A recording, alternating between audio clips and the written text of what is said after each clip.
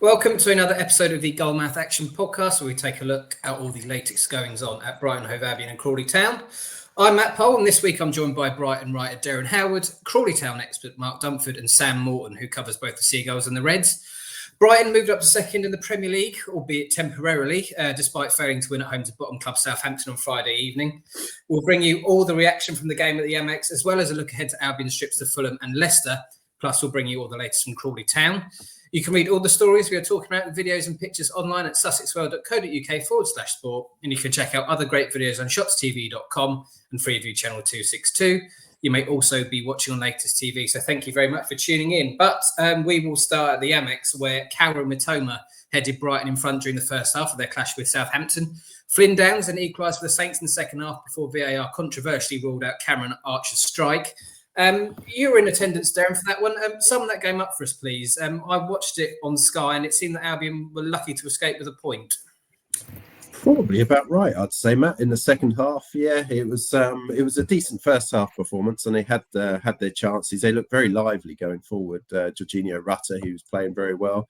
Mitoma was a threat, and Welbeck had a couple of opportunities as well. But yeah, it was one of those performances where they just have not put a 90-minute performance together this season, and they're still waiting to be able to really show the best of what they can do this year under Herzella. But there was a bit of a disappointment around the ground. But when you look at it, you take a step back, and they're up to second at that evening, and then after the weekend's fixtures, they drop back down to fourth. So if you look back at it.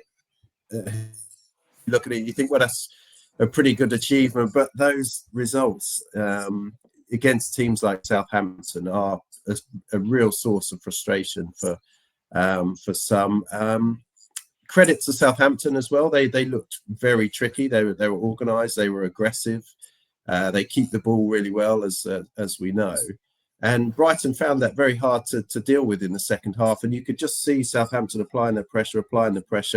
And then with the VAR goal disallowed from Southampton, they already pulled one back, as you say, through Downs, and then the VAR controversy as well, when Cameron Archer sort of popped it in from close range, and it looked like that Southampton probably got the winner that they deserved, or the second goal that they deserved, but obviously it was then ruled out. It was judged to be offside, and there was all the controversy and a bit of pushing and shoving from Herzella and Russell Martin afterwards as well. So it all got a little bit heated.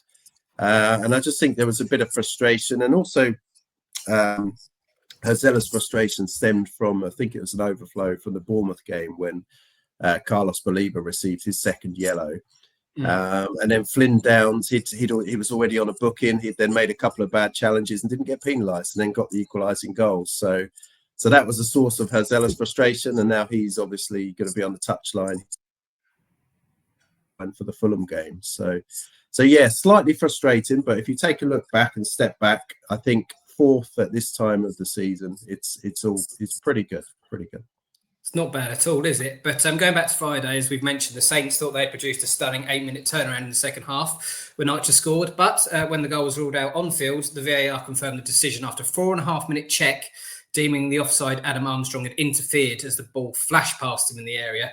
The PG MOL Match Centre said Armstrong was believed to be impacting Bartford Brigham's ability to play the ball. What did you make of this decision, Sam? Not very speedy, as we've mentioned, and it did seem a touch harsh to me. I think Brighton got away with it massively with this one. I still don't really understand how the goal was disallowed or why the goal was disallowed. Even Bartford Brigham himself, I think, in an interview after, said he doesn't really know why it was disallowed, which probably won't help Southampton's frustration and anger as a result of that, really.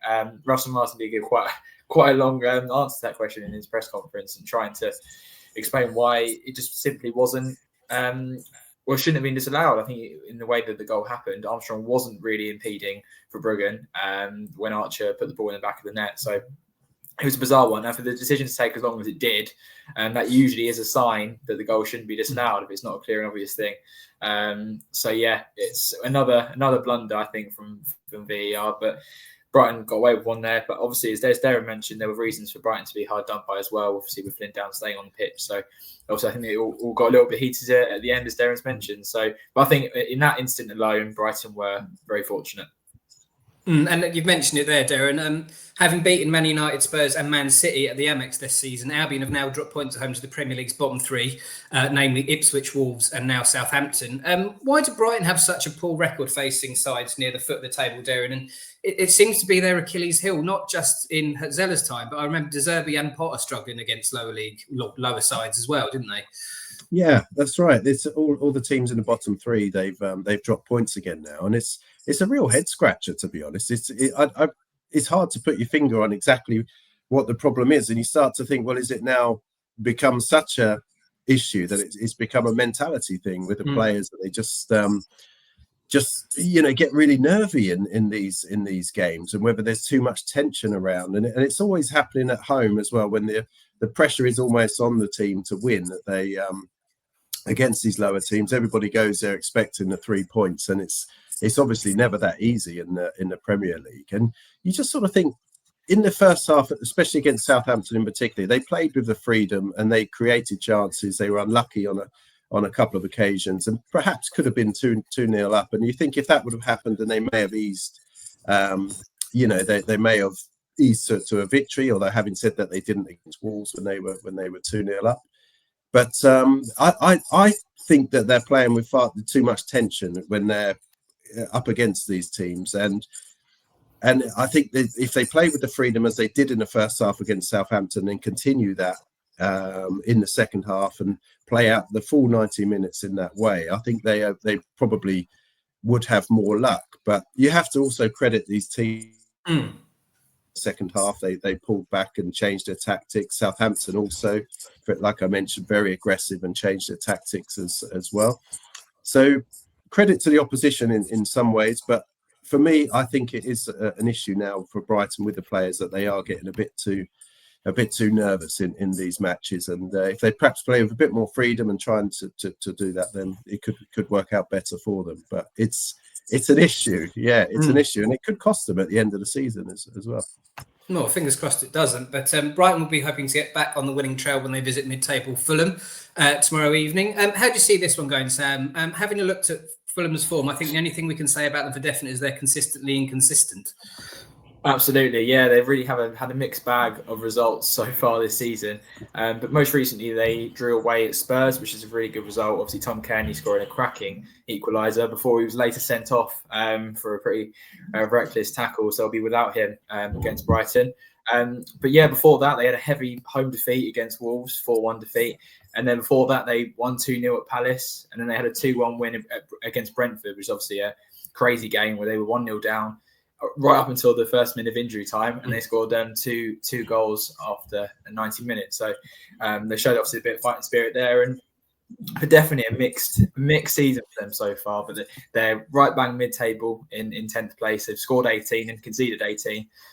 So yeah, really kind of 50-50 season for them so far, but they will go into the game against Brighton very confident, mainly for the fact that Brighton have never beaten Fulham in their 8 Premier League meetings. So they've drawn 4, lost 4 Brighton. And the Seagulls have lost on 3 of their 4 top flight visitors to Craven Cottage, the exception being a goalless draw in the December of 2020. So yeah, that doesn't make good reading for Brighton, but it's obviously always a first for everything. And I think on paper, you'd expect Brighton to have the edge in terms of the attacking talent they've got, and hopefully they can get the job done on the day. But it really could go either way. I remember being to Craven Cottage a couple of times to watch Brighton, and it's always been a really tough game. It's a game that Brighton obviously, as we've just mentioned, have obviously struggled to get the job done at historically. So fingers crossed this can be the time they can do it, and obviously they're going to want to bounce back from that point against Southampton, which will be seen as 2 points dropped. And if they want to maintain that charge for Europe, as they absolutely should be in the running to do, I think they need to get a win here. Well, then the games continue to come thick and fast for the Seagulls, who then travel to Leicester City on Sunday. And the Foxes have a new man in charge following the departure of Steve Cooper. Former interim Man United boss Ruud van Nistelrooy was appointed as Leicester's new manager on Friday, and he got off to a winning start last night against West Ham. How do you think this one will go, Derren? Leicester looked like a much different prospect with van Nistelrooy at the helm, and I think it could be another tough one for Brighton. Yeah, it's an interesting one, isn't it? It's obviously they got off to a great start, as you said, under Van Nistelrooy, and they've had the Brighton loanee as well, Facundo Buonanotte, who's been doing really well at Leicester this season. And I think he won't be playing in the match for Leicester. I think that was part of the loan agreement that he won't be able to face Brighton. But having said that, under Van Nistelrooy, it will be a tough game. And it was an interesting one, I thought, with Van Nistelrooy, because I doubt he was ever on Leicester's radar until he had those couple of games at Manchester United. And he even spoke in his press conference afterwards and said, like, he did 2 or 3 games in charge of Manchester United, and then the amount of offers that he got just on the back of doing those 2 or 3 games was quite remarkable. And I think he probably wouldn't be at Leicester if it hadn't have been for those 2 games. It really put him in the shop window, and he's now sort of taken that role ahead of possibly sort of the likes of David Moyes or Graham Potter, who were perhaps in the run-in for that, the former Brighton manager. So it'd be an interesting one to see. Obviously, he got off with a good result against West Ham. He seems to have brought a bit of a fresh air. He's sort of gone in there with a spring in his step and a smile on his face, and the players seem to have reacted to that. So I agree with you, Matt. I think it's going to be a tough one again on the road at Leicester. But if Brighton play well, as they have done on their travels this season, you'd hope to think with Lewis Dunk probably back in the defence, and with all the attacking players now coming back to full fitness, they've got Yankuba Minter, Adingra, Brian Gruder should be back as well. Matoma was amazing against Southampton as well. Just to mention him again, he looks really back on top form. And then obviously Evan Ferguson could come in for, there's Welbeck, there's also obviously Rutter.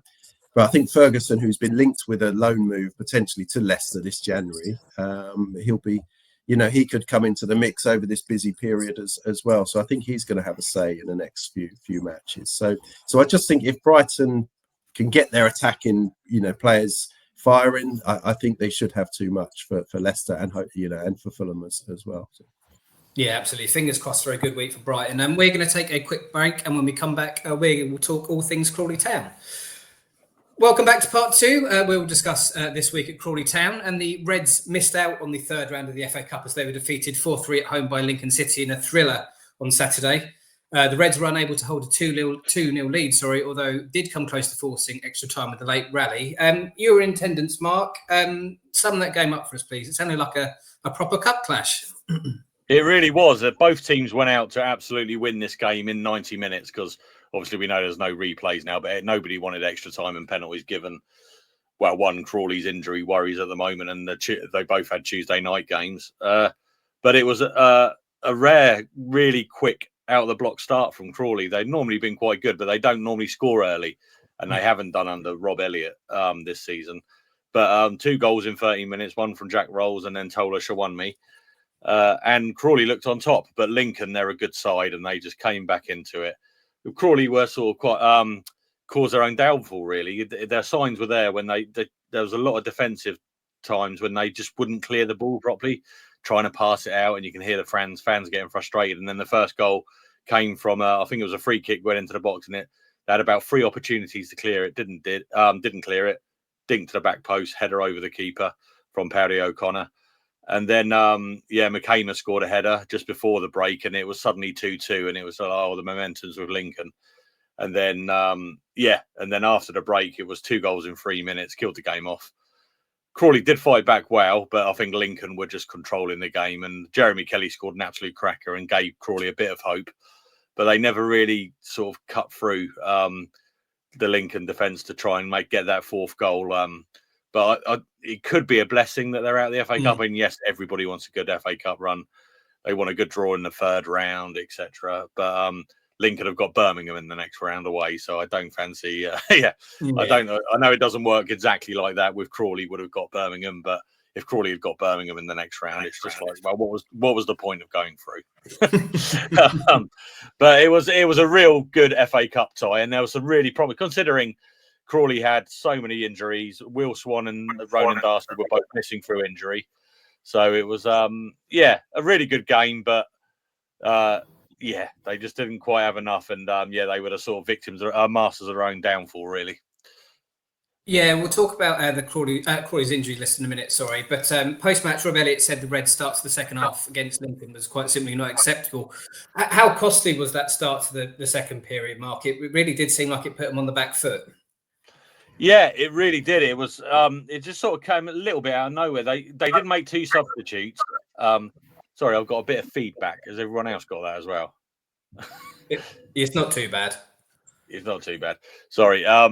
They made 2 substitutes at the break, and straight away they just looked a little bit disorganised. And I mean, it was an unbelievable strike that made it 4-3. 3-2.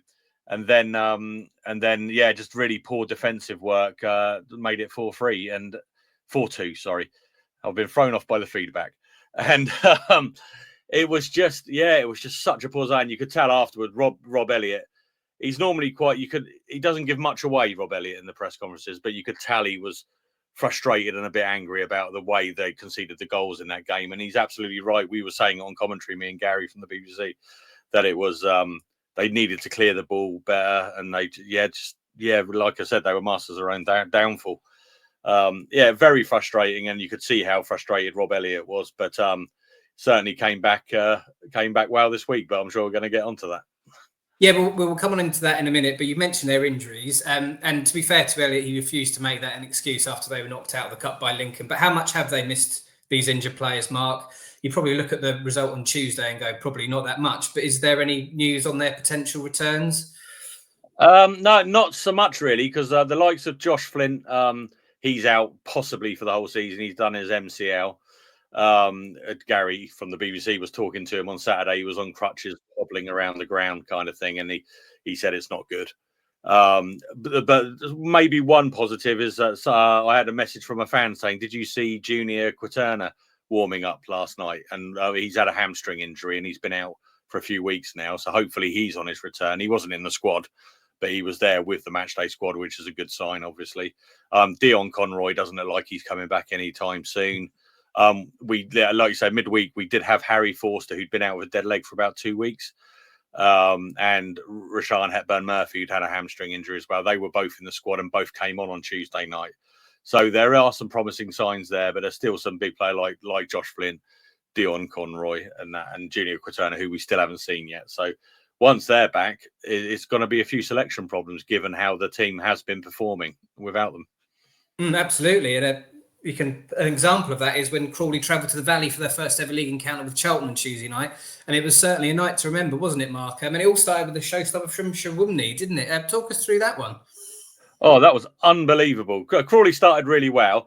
Charlton, quite a long ball team, Charlton, trying to get it up there and put the Crawley defence under pressure early on. And Crawley handled it quite well. But then from nowhere, Shawumni picked the ball up on the edge of the area, ran across the edge of the area, and then just hit this 20 yards out, curling effort into the top corner. And I think it stunned everybody because, one, you didn't know he was capable of that kind of goal because he's been playing really well. And that was his 4th goal now, but his 1st in the league. And he just, smashed it into the top corner. And I think it just lifted everyone. The Crawley crowd were magnificent on last night. And it was a fantastic goal. And then, Crawley went on and they did concede. It was a poor goal to concede. Jojo Wallacott made a bit of an error, misjudgment, and he got lobbed. And then, but they never gave up. And then, Max Anderson popped up with a win after he pounced after the keeper saved Jeremy Kelly's long-range effort. So it was a really good performance and a really vital 3 points as well, because other results sort of went against them last night a little bit. So, absolutely magnificent. But that Shawumni goal, it's going to go down in like folklore in Crawley history. Absolutely magnificent strike. And, we didn't know a lot about him really, but he scored in the EFL Trophy a couple of times, scored in the EFL Trophy once, FA Cup a couple of times. And then to pop up with that strike, unbelievable. I recommend you go and watch it if you haven't seen it.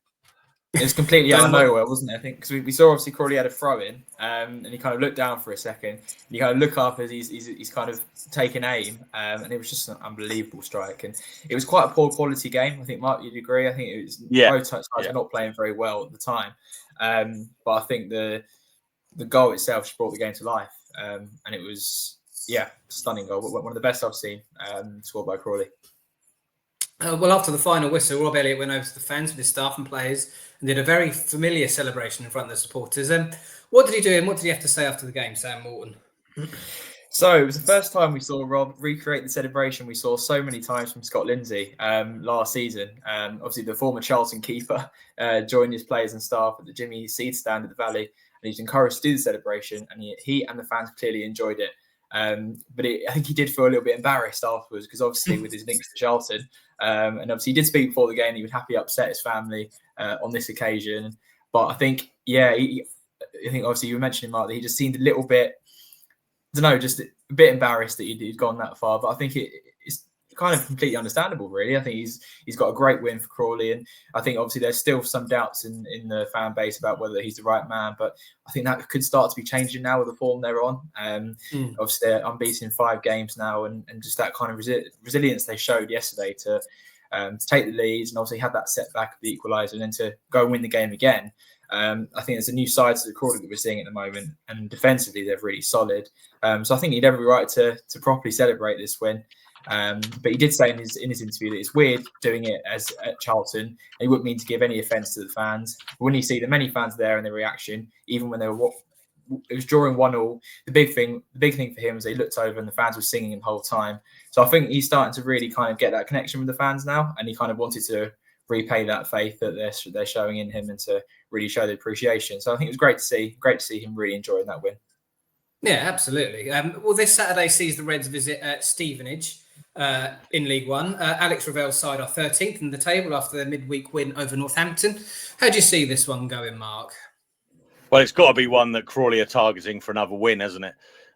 Stevenage are currently 13th. They had a good win. It was a late win, 2 goals in the 89th and 90th minute, I think, to beat Northampton on Tuesday night. But yeah, they don't score a lot of goals. They don't concede a lot of goals either. So they're not going to be an easy team to break down. But the way Crawley are defending at the moment, they've had 3 clean sheets in this 5-game unbeaten run in the league. So you'd like to think they can continue that. And it's a game they've got a target to win if they can get 6 points in their first 2 games in December, because they've got tough. They've got Peterborough, Birmingham coming up, Leyton Orient, Exeter all coming up in December. So if they can get 6 points at the start of it, it's only going to boost them for this really tough schedule over Christmas. Absolutely. And as ever, we will finish the podcast with score predictions, starting with Brighton's trip to Fulham on Thursday. Derren, how do you see that one going? Is there much for Brighton fans to get optimistic about, considering their awful record at Fulham? They have got an awful record there, and I think this could be the time to turn it around. I think there's going to be a reaction from that second half performance against Southampton, and I'm going to go for a narrow 1-0 victory. I think Evan Ferguson off the bench. I'll go for. Sam Morton, how do you see this one at Craven Cottage going? Yeah, tough game. I think Brighton will finally get that first win against Fulham in the Premier League, 2-1. Are we going to go for a clean sweep of Brighton wins then, Mark? No, I'm going to go 1-0. It's going to be 1-0. It's going to be a frustrating game for Brighton, I reckon. Yeah, I can see Brighton going 1-0 up in that one, and then a silly goal they concede and finish 1-0. They then visit Leicester on Sunday. As I say, it's a different beast now, Leicester, I'd say. Sam, what do you reckon about that one? Yeah, tough one to call. Great start for Leicester under the new man. Tough one. 2-2. I'll say 2-2 away at Leicester. They'll still be buoyed by that victory against West Ham, and they'll get what will be a good result for Leicester, and Brighton will be frustrated. Would Brighton be happy with the point, Derren, at Leicester, and how do you see that one going?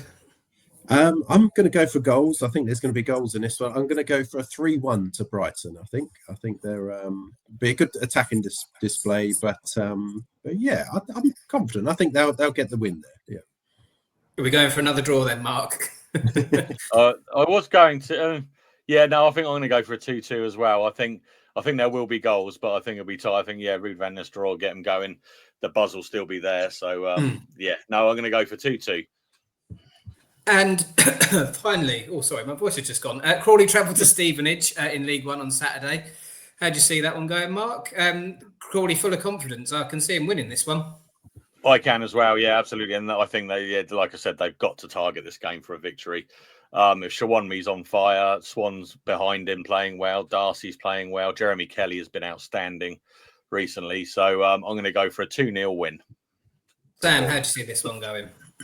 Yeah, 2-0 win as well. I think it's definitely a game that Crawley should be looking to win, and they'll be full of confidence. So yeah, 2-0. Full house of Crawley 2-0 wins then, Derren. Come on. You can do it. A great result for Crawley the other night, all pointing to another victory. So I'm going to go for a 2-0 Stevenage. Yeah. Well, best of luck to Brighton and Crawley this week. And remember, you can catch up with all the latest sports news covering everything we've talked about today at sussexworld.co.uk/sport, if I can say it. And you can watch more excellent videos on shotstv.com and Freeview channel 262. Thank you very much for listening and or watching, and we'll see you all next week.